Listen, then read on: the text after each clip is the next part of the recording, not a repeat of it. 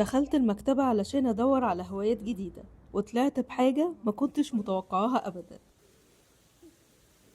يلا نجرب هواية جديدة.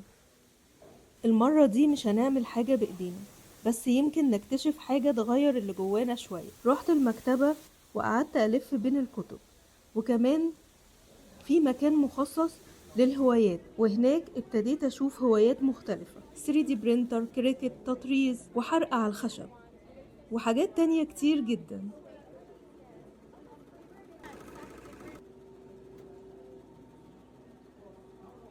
بس الجزء الأهم إن أنا قعدت ألف بين الكتب، والحقيقة إن القراءة من أهم الهوايات اللي ممكن تغير تفكير أي حد. بس وأنا بدور في الكتب اكتشفت كتاب غريب جدا.